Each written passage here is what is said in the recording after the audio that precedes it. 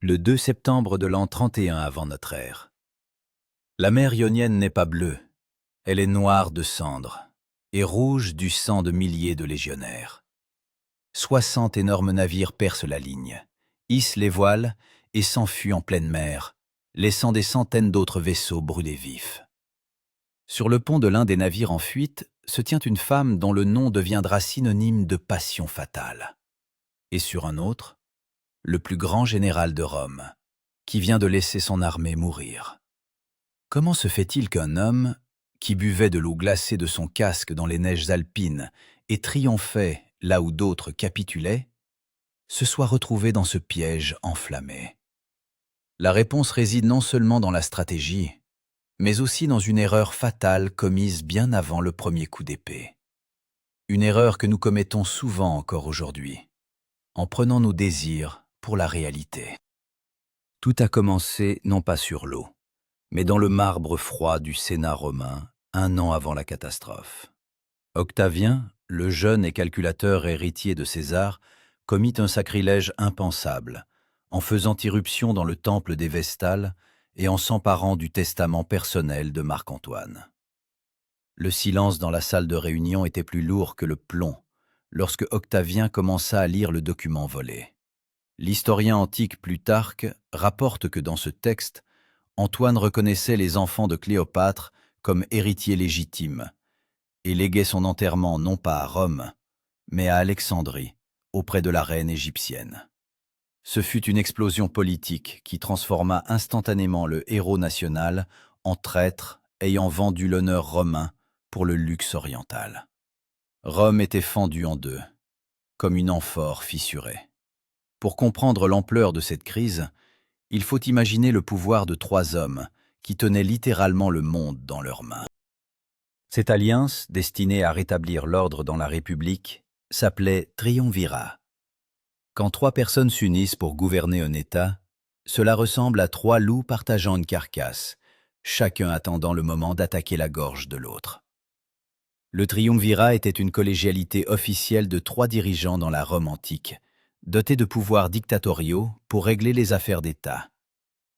L'alliance d'Antoine, d'Octavien et de Lépide était déjà pourrie de l'intérieur à ce moment, et il ne restait plus sur l'échiquier que deux, l'Occident contre l'Orient, le calcul froid de Rome contre l'éclat doré de l'Égypte. Antoine comprenait que la guerre était inévitable et décida de frapper le premier en transférant ses forces en Grèce. Ce fut une opération logistique grandiose. 500 navires de guerre, 100 000 fantassins et 12 000 cavaliers traversèrent la mer pour prendre position défensive. L'historienne Velleius Paterculus note que jamais auparavant les Romains n'avaient vu une telle concentration de puissance militaire en un seul endroit. L'or de l'Égypte permettait à Antoine d'acheter les meilleurs mercenaires, de construire les plus grands navires et d'organiser des banquets même pendant la campagne. Mais c'est précisément cette confiance en l'illimitation des ressources qui lui joua un mauvais tour. La Grèce devait devenir le bouclier d'Antoine, mais elle se transforma en sa prison. Il choisit pour base principale le golfe d'Ambracie sur la côte ouest, un endroit qui semblait un port idéal. Le passage étroit vers le golfe était facilement défendable, et la large étendue d'eau intérieure permettait à la flotte d'ancrer en sécurité. Mais si l'on regarde la carte avec les yeux d'un stratège, ce golfe ressemble à une bouteille au goulot étroit. Celui qui contrôle le bouchon contrôle aussi le contenu. Antoine, aveuglé par sa propre grandeur et par la présence de Cléopâtre, qui avait insisté pour participer personnellement à la campagne, ne s'aperçut pas qu'il s'était lui-même acculé dans un coin. Son plan était simple et ambitieux. User Octavien, bloquer les livraisons de grains vers l'Italie et faire mourir de faim Rome, jusqu'à ce que le peuple renverse lui-même le jeune usurpateur. Mais Antoine oublia que son adversaire n'était pas un grand guerrier, mais qu'il avait le meilleur amiral de l'époque, Marcus Vipsanius Agrippa. Pendant qu'Antoine et Cléopâtre organisaient des réceptions somptueuses sur l'île de Samos, en profitant du théâtre et de la musique, la flotte d'Agrippa commença à capturer méthodiquement les points clés d'approvisionnement autour de la Grèce. L'hiver de l'an 32 avant notre ère fut rude, et dans le camp d'Antoine surgirent les premiers problèmes dont on n'osait pas parler à voix haute en présence de la reine. L'énorme armée requérait une quantité colossale de nourriture, et les paysans grecs locaux avaient déjà été dépouillés jusqu'au fil. Plutarque raconte un détail terrifiant. L'arrière-grand-père de l'historien lui-même faisait partie de ces malheureux que les soldats d'Antoine forçaient à porter des sacs de grains vers la mer à travers les montagnes, fouettés comme des bêtes de somme. Ce n'était plus une campagne libératrice, c'était une occupation qui engendrait la haine dans les rangs arrière. Une lourde prémonition de malheur plana dans l'air lorsque les premiers rapports des éclaireurs atterrirent sur la table d'Antoine. L'ennemi ne se mit pas à attendre le printemps ou un combat loyal en plein champ. Octavien fit un coup audacieux, en transportant ses légions à travers la mer Ionienne et en débarquant en Épire, à seulement quelques marches du camp d'Antoine. C'était une violation de toutes les règles de la guerre de l'époque. Risquer la flotte dans les tempêtes hivernales était considéré comme de la folie. Mais cette folie fonctionna. Sans le savoir, Antoine avait déjà perdu l'initiative à ce stade. Il était comme un lion qui avait trop longtemps dormi au soleil, pendant que les chasseurs tendaient des filets autour de son repère. Le goulot d'étranglement de la bouteille, dont nous avons parlé, commença à se boucher lentement, mais inexorablement. Agrippa s'empara de l'île de Leucade et de la ville de Patras, coupant les communications maritimes d'Antoine avec l'Égypte et l'Orient. Désormais, l'immense armée habituée au luxe et à l'abondance se trouva isolée de ses sources d'approvisionnement. Et ce qui semblait une forteresse imprenable commença à se transformer en piège mortel. Les murs de ce piège n'étaient pas faits de pierre, mais de faim, de maladie et de peur, qui commença à s'insinuer dans les cœurs des légionnaires sous la pluie froide de l'hiver. Le piège se referma non pas avec un claquement métallique, mais avec une pourriture silencieuse et rampante de l'inaction. Tandis que le camp d'Octavien sur la rive nord du Golfe était un modèle de discipline et d'ordre romain, la base d'Antoine se transformait lentement en cimetière pour vivants. Les marais humides du golfe d'Ambracie, où stationnait sa flotte, engendrèrent des nuées de moustiques, et bientôt la fièvre, plus mortelle que n'importe quelle épée, commença à faucher les rangs des rameurs. Les réserves fondaient comme neige au soleil, et les nouveaux convois de grains en provenance d'Égypte n'atteignaient pas les rivages. Pour comprendre l'horreur de la situation, il faut réaliser les appétits d'une armée antique. 100 000 hommes et des milliers d'animaux. C'est une ville qu'il faut nourrir quotidiennement. Mais cette ville n'avait ni supermarché, ni route. Les calculs historiques montrent que pour maintenir en vie 19 légions, il fallait environ 150 tonnes de grains chaque jour. Toute cette machine étouffait sans nourriture. Les navires d'approvisionnement qui tentaient de forcer le passage vers Antoine devenaient une proie facile pour les patrouilles d'Agrippa. Ces petits navires agiles, qui fondaient en essaims de piranhas sur des baleines maladroites, s'appelaient liburnes. La liburne était un vaisseau léger à 2 rangs de rameurs, se distinguant par sa haute vitesse et sa maniabilité, qui devint le type principal de navire dans la flotte romaine, grâce à son efficacité contre des adversaires massifs.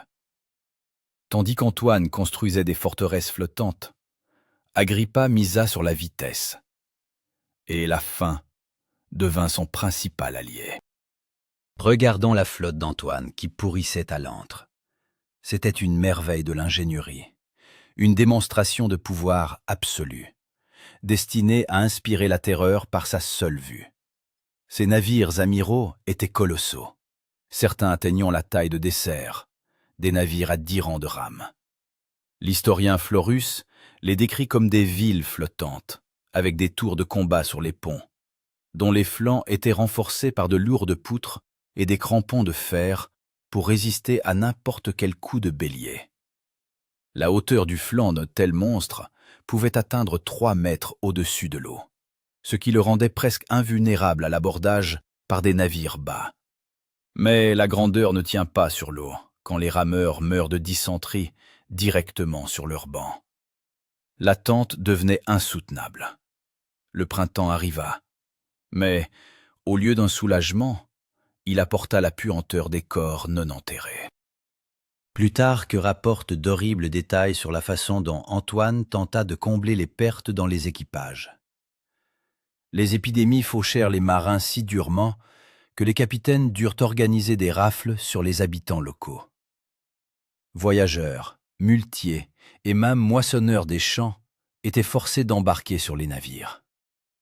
Ce n'étaient pas des marins professionnels, connaissant le rythme de la mer, mais des paysans terrifiés, qui n'avaient jamais tenu une rame, et qui devaient manœuvrer des géants de plusieurs tonnes dans le chaos de la bataille.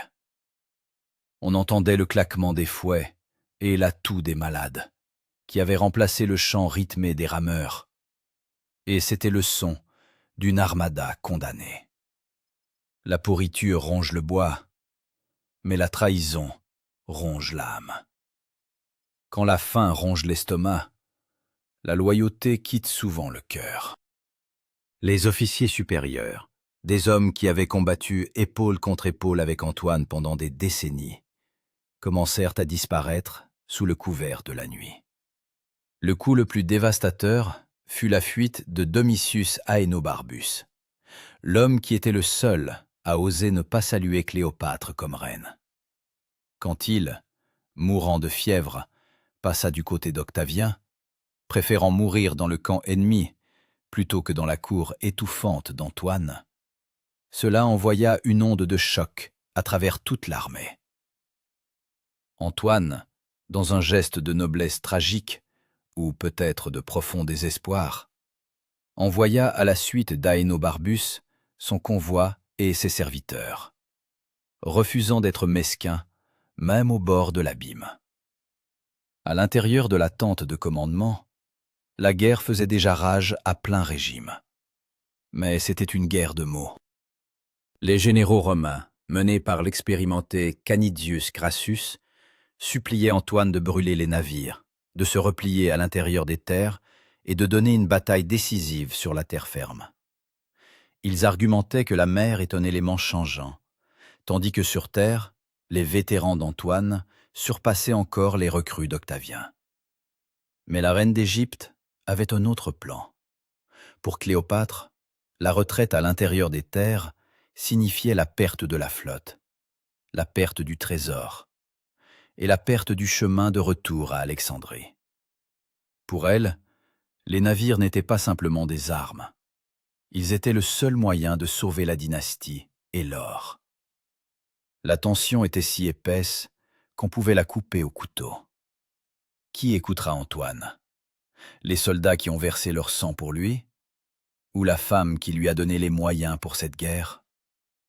La décision fut prise non par une logique stratégique, mais par la peur d'être enfermés pour toujours. Ils allaient forcer la sortie par la mer. Mais ce n'était plus un plan de victoire, c'était un plan désespéré de sauvetage. Un ordre fut donné qui fit échanger des regards inquiets aux centurions expérimentés. Embarquer de grandes voiles. Ces détails, consignés par les chroniqueurs antiques, choquaient les marins aguerris.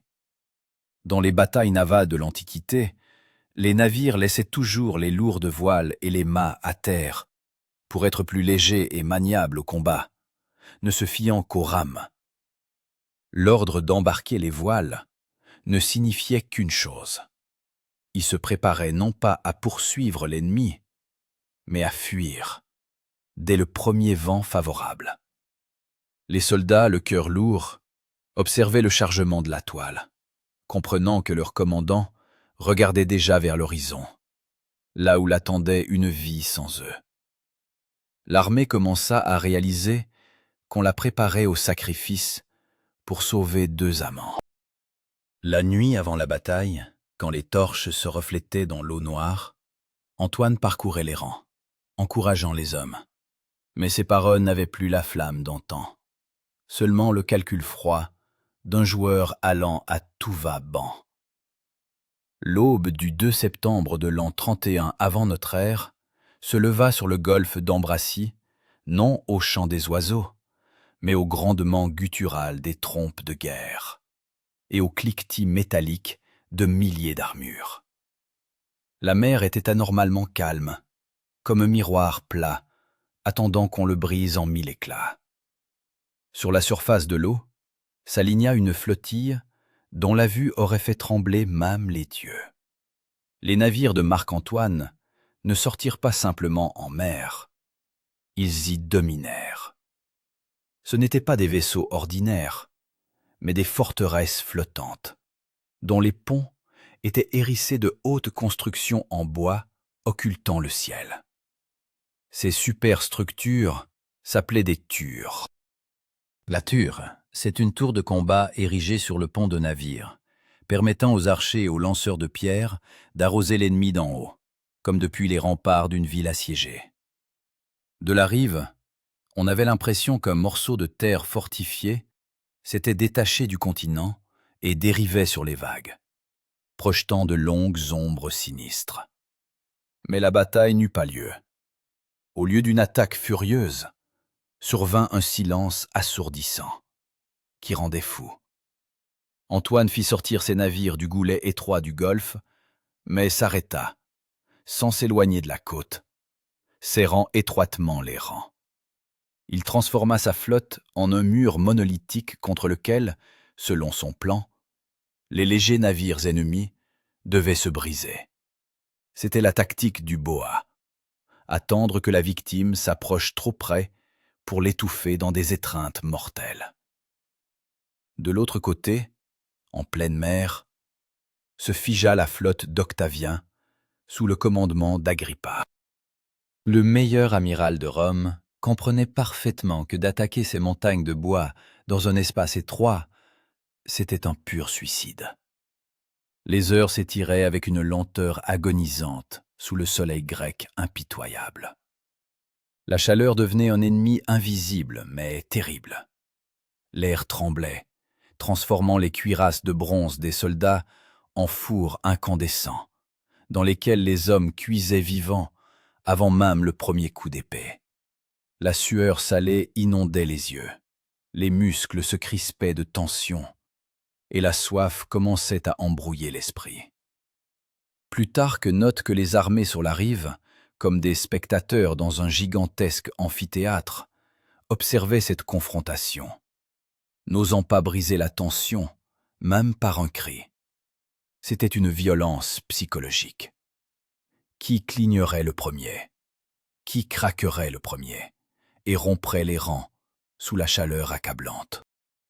Ce n'est qu'après-midi, quand le soleil commença à décliner vers l'ouest et qu'un vent marin frais se leva, que les nerfs lâchèrent. L'aile gauche d'Antoine, sous le commandement de Sosius, incapable de supporter l'inaction, vacilla et commença à avancer, s'éloignant du rivage salvateur. Agrippa, tel un prédateur voyant une biche boiteuse, ordonna immédiatement à sa flotte de se replier. C'était une manœuvre géniale. Il entraînait les gigantesques navires lents d'Antoine toujours plus loin en pleine mer, là où ces rapides vaisseaux pourraient déchirer la formation ennemie. L'eau se mit à bouillonner sous les coups de milliers de rames, et les deux armadas se précipitèrent enfin l'une vers l'autre. La collision ne ressemblait pas à une élégante escrime. C'était un coup brutal de marteau sur enclume. Les légers navires d'Agrippa fondirent sur les monstres d'Antoine, essayant de les percer de leurs éperons. L'arme principale dans une telle attaque était le rostrum. Le rostrum, c'est un massif éperon de bronze à la proue d'un navire antique, destiné à percer la coque adverse sous la ligne de flottaison ou à briser ses rames. Mais quand les navires d'Octavien frappèrent les flancs des géants, il se produisit l'inattendu. Ils rebondirent. Les coques des navires d'Antoine étaient ceinturées de énormes poutres, renforcées de fer, qui absorbaient les coups des éperons Comme un mur de pierre absorbe un coup de poing. La bataille se transforma instantanément en chaos, où la tactique céda la place à une cruauté bestiale. Puisque taraner les navires d'Antoine était inutile, le combat passa à un stade que l'historien Florus compara à l'assaut de forteresses. Autour de chaque énorme navire d'Antoine tournaient 3 ou 4 liburnes agiles d'Octavien, rappelant une meute de loups cernant un bison. Des hautes tourtures sur les ponts des bas navires pleuvait une pluie mortelle. Lourdes pierres, plombs de frondeurs et flèches enflammées. Les légionnaires romains sur les ponts, habitués à la terre ferme, devaient maintenant combattre sur des plateformes oscillantes, glissant dans des flaques de sang mêlées d'eau de mer. Le vacarme était tel qu'il couvrait le bruit des vagues, le craquement des rames brisées, les cris des mourants et les chocs sourds des pierres contre le bois se fondirent en une symphonie unique de destruction. Les soldats d'Antoine utilisaient de lourds crocs, essayant de repousser les ennemis importuns, tandis que les hommes d'Agrippa s'efforçaient de trancher les rames des géants pour les immobiliser. C'était un carnage dans un espace confiné, où chaque navire devenait un champ de bataille distinct, une île isolée de souffrance. Mais au centre de ce tourbillon de mort, où combattaient les navires amiraux, se préparait un événement qui allait rayer tout l'héroïsme des soldats. Au milieu de la fumée et du feu, sur la poupe dorée du navire amiral égyptien, Cléopâtre observait attentivement comment s'étirait la ligne des navires, formant une brèche dans laquelle soufflait un vent du nord favorable. Le combat atteignit son apogée, se transformant en une boucherie incontrôlable, où le génie tactique céda la place à l'instinct primal de survie. L'eau autour des navires ne rafraîchissait plus, elle bouillonnait des débris enflammés et des corps qui y tombaient. À ce moment, quand le fer ne pouvait plus percer l'épaisse carène des énormes galères d'Antoine, entra en jeu l'arme la plus terrible du monde antique, le feu. L'historien Dion Cassius décrit comment les soldats d'Octavien commencèrent à lancer sur les forteresses de bois ennemies des pots de charbon ardent et de poix, essayant de fumer les défenseurs comme des guêpes dans leur nid. Dans l'air sifflèrent des projectiles, laissant derrière eux une traînée de fumée, annonçant une mort douloureuse. Cette arme s'appelait Malleolus. Le Malleolus, c'est une flèche ou un javelot incendiaire avec un panier rempli de taux imbibés de composition inflammable qui s'enflammait en vol et ne s'éteignait pas même dans l'eau. Quand des milliers de ces guêpes de feu s'enfoncèrent dans les flancs et les voiles des navires maladroits, la mer se transforma en une forêt de torches ardentes. Le feu, sautant de main en main, rugissait plus fort que les cris des mourants, créant un tableau d'enfer sur terre où les hommes préféraient se noyer dans leurs lourdes armures plutôt que de brûler vifs. Mais pendant que les simples légionnaires brûlaient et se noyaient, au centre de la formation se produisait une étrange métamorphose géométrique qui décida du sort de l'Empire. La flotte d'Agrippa, agissant comme un unique organisme prédateur, commença à étirer les ailes droite et gauche, forçant les navires d'Antoine à s'éloigner les uns des autres pour éviter l'encerclement. Plutarque note que le centre de la ligne de bataille d'Antoine, sous le commandement d'Aruntius, se trouva trop étiré, et dans le mur monolithique qui semblait indestructible, apparut une brèche. C'était comme un tissu qu'on tire avec force dans des directions opposées. Les fils se tendirent à l'extrême et enfin, avec un craquement, se rompirent, ouvrant la voie vers la pleine mer.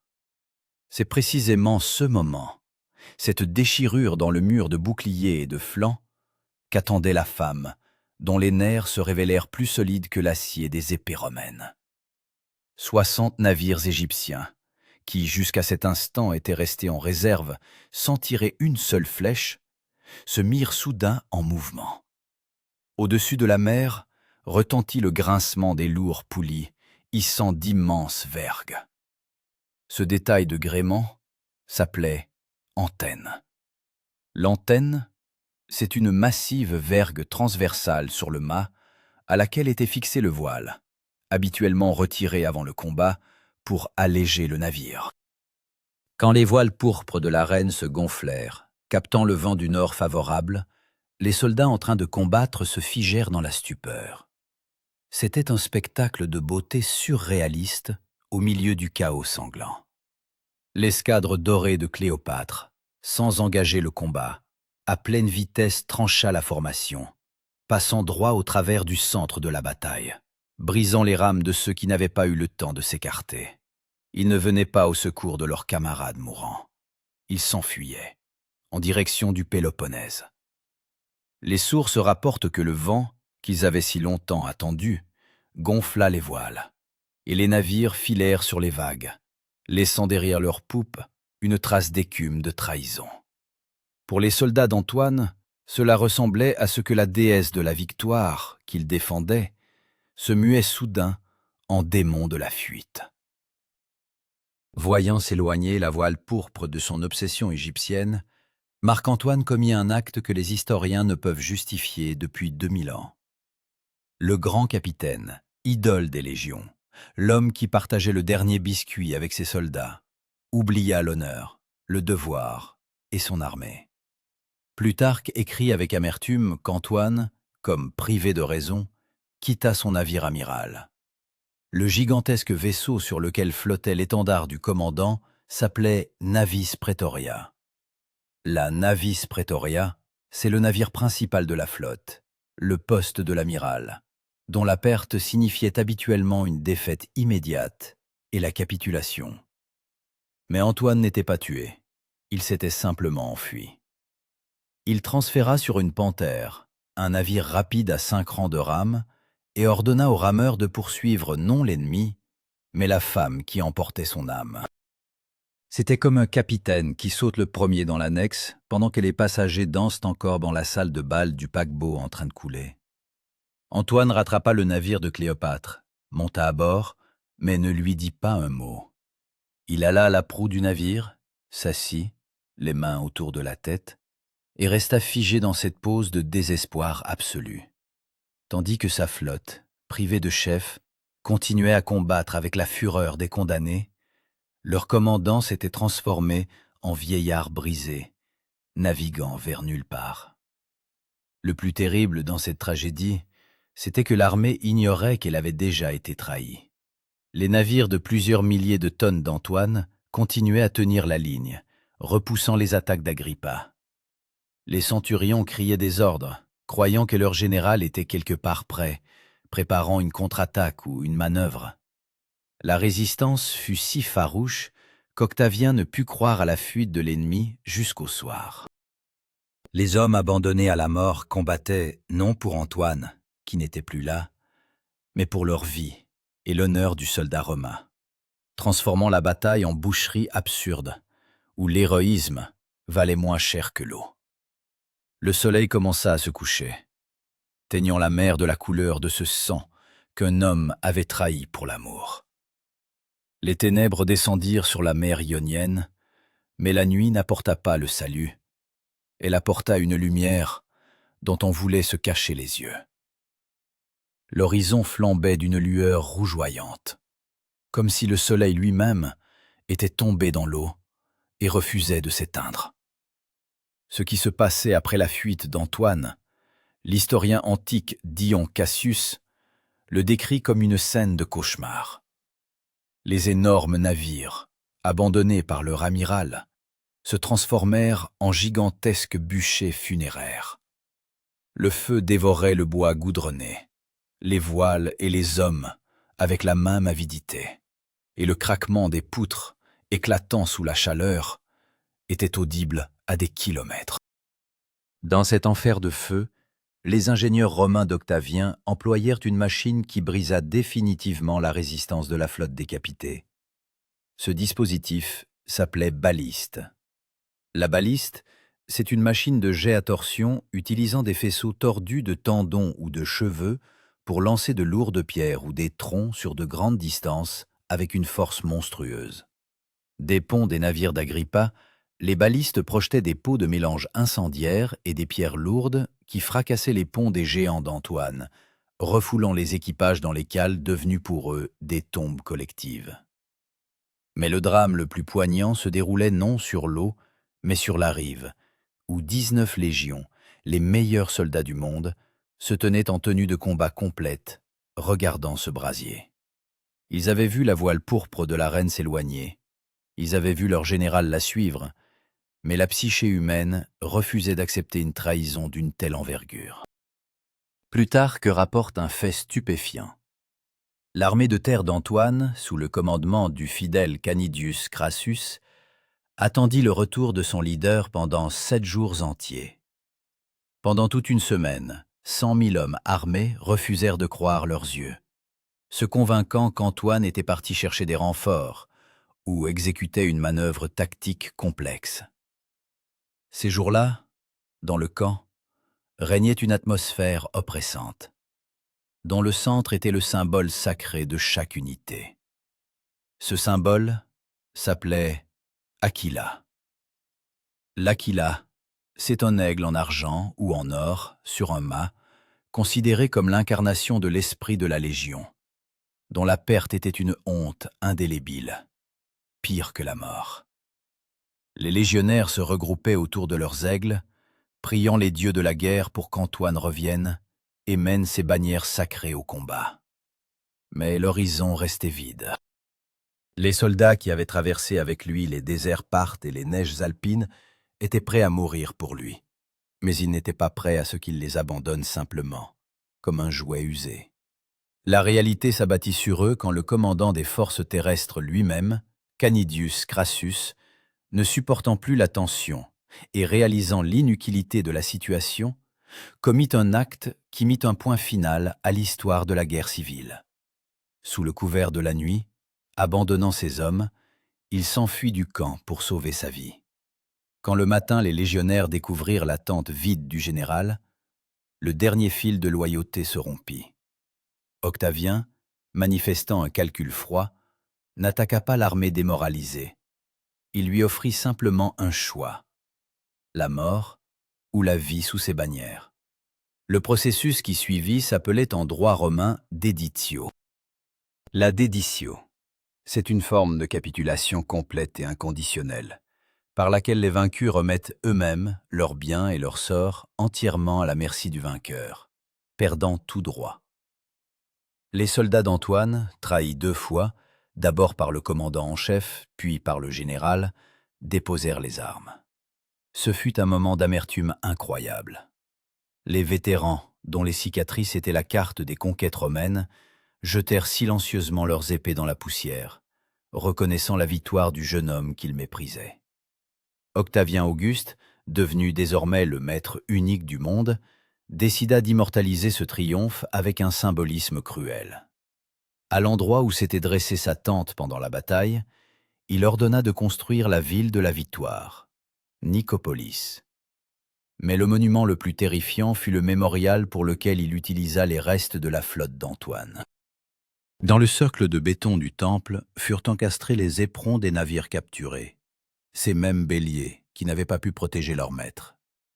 Ces becs de bronze s'appelaient rostra. Le rostrum, c'est une massive embouchure de bronze à la proue du navire, souvent en forme de tête de sanglier ou de trident, qui servait de principal trophée dans la guerre navale. Des centaines de brillants béliers de bronze, arrachés aux cadavres des navires incendiés, ornaient désormais le rivage de Grèce, rappelant à tous « Ici finit la République et naquit l'Empire ». Octavien fut impitoyable envers les vaincus, mais encore plus impitoyable envers leur mémoire. Cependant, les 2 principaux coupables de cette catastrophe étaient encore en vie. Tandis que leur armée se fondait dans les légions du vainqueur et que leur flotte achevait de se consumer sur les brisants, Antoine et Cléopâtre filaient à travers la mer Méditerranée vers l'Égypte. Ils fuyaient la guerre, mais la portaient avec eux dans les cales de leurs navires. Devant eux les attendait le dernier acte du drame. Non une bataille d'armée, mais une bataille pour une mort digne, quand le monde entier se réduit à la taille d'un seul tombeau. La mer Méditerranée devint un lac romain, mais le prix de ce calme fut payé par le sang et l'honneur laissés dans les eaux du golfe d'Ambracie. L'histoire de la bataille d'Actium s'acheva formellement, mais l'histoire de la chute d'Antoine ne faisait que commencer. Tandis que le vainqueur avançait lentement, mais inexorablement vers l'Égypte, à Alexandrie, on se préparait à accueillir la fin du monde par des banquets et du vin empoisonné. Le monde retint son souffle dans l'attente d'une résolution qui devait montrer l'amour qui avait détruit l'Empire. Pouvait-il survivre à la mort elle-même? Le dernier acte de ce drame se déroula non sous le bruit des vagues marines, mais dans l'étouffante quiétude du palais d'Alexandrie en août de l'an 30 avant notre ère. Quand les légions d'Octavien entrèrent en Égypte, Marc-Antoine, autrefois l'homme le plus puissant de Rome, se retrouva dans le vide. Son armée avait passé du côté de l'ennemi et ses amis avaient disparu. Plutarque nous laisse une description déchirante de sa fin. Ayant entendu une fausse nouvelle du suicide de Cléopâtre, Antoine se jeta sur son épée, mais le coup fut maladroit. Le Romain mortellement blessé, perdant son sang, fut hissé à l'aide de cordes par la fenêtre du mausolée où se cachait la reine, afin qu'il puisse exhaler son dernier soupir dans ses bras, souillant de son sang ses vêtements royaux. Octavien, entré dans la ville en vainqueur, désirait capturer Cléopâtre vivante, non par miséricorde. Il lui fallait une décoration vivante pour le grand spectacle romain du pouvoir. Cette entrée solennelle du général dans la capitale, avec exhibition des butins et des prisonniers, s'appelait triomphe. Le triomphe, c'est un rituel sacré et la plus haute récompense à Rome, où le vainqueur, en image de Jupiter, paradait dans les rues, tandis que les rois vaincus, chargés de chaînes d'or, marchaient devant lui vers l'exécution. Cléopâtre, dernière de la dynastie des Ptolémées, comprenait parfaitement que le rôle de trophée en cage était plus humiliant que la mort. Elle priva Octavien de ce plaisir. Les historiens débattent encore aujourd'hui si c'était un serpent dissimulé dans une corbeille de figues ou un poison dans une épingle creuse. Mais le résultat, consigné par Suétone, fut unique. Le vainqueur ne trouva que le corps froid de la reine sur un lit d'or. La République romaine mourut avec eux, et sur ses cendres naquit l'Empire, qui allait régner sur le monde pendant encore un demi-millénaire. Octavien devint Auguste, et la mer Méditerranée se transforma en lac intérieur de Rome, où plus personne n'osait défier l'empereur. Nous avons commencé ce récit par une question sur la façon dont un grand guerrier s'est retrouvé dans un piège mortel, et pourquoi une flotte invincible a brûlé. Maintenant nous connaissons la réponse. La véritable piège n'était ni le détroit étroit d'Actium, ni les navires en feu. Le piège fut l'illusion qu'un homme peut impunément placer ses passions personnelles au-dessus du devoir d'État. Antoine perdit non parce qu'il avait de mauvais navires, mais parce qu'il s'était perdu bien avant la bataille. Et à la fin de cette histoire, en regardant le destin d'un homme qui avait tout et perdit tout pour l'amour, chacun de nous peut se poser une question inconfortable, presque effrayante.